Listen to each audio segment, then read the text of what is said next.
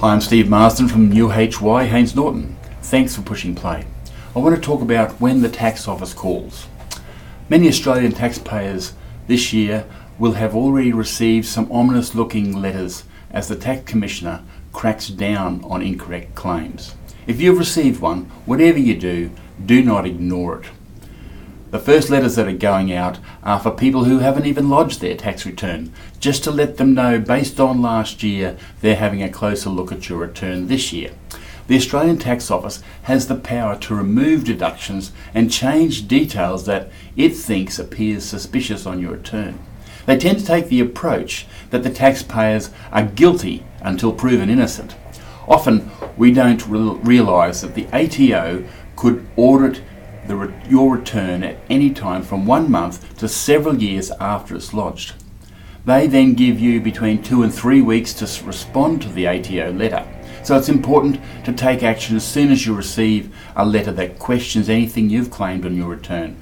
Don't hesitate to obtain good professional advice on what to do next.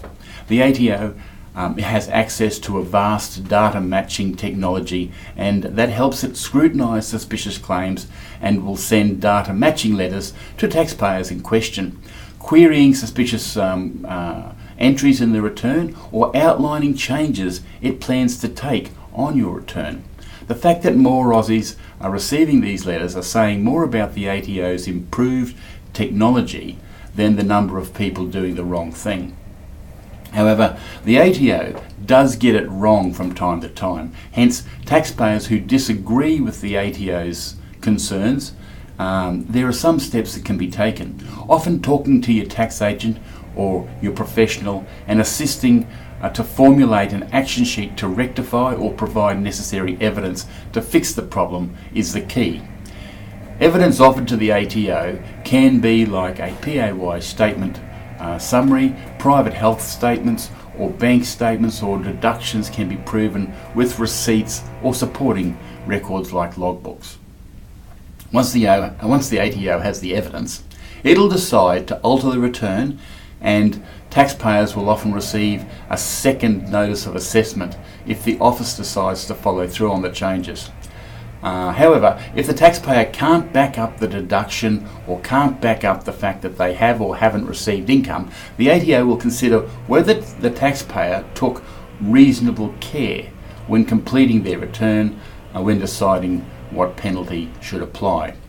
Now, keep in mind, guys, the taxpayer cannot say, my professional did that. My professional put those claims in. They've got to be conscious of what they're signing off on. So keep that in mind. Often there won't be a penalty when there's an innocent mistake.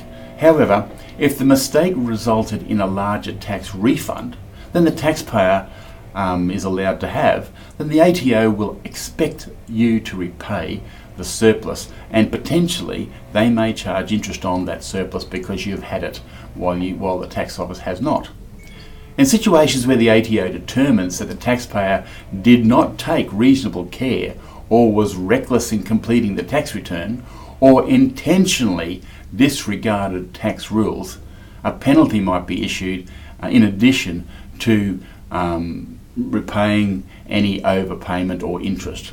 So it's important to take particular note of what your tax professional is advising you when preparing the tax return. For more information on the ATO and your rightful claims, call the team at UHY Haynes Norton on 4972 1300. Thanks for listening.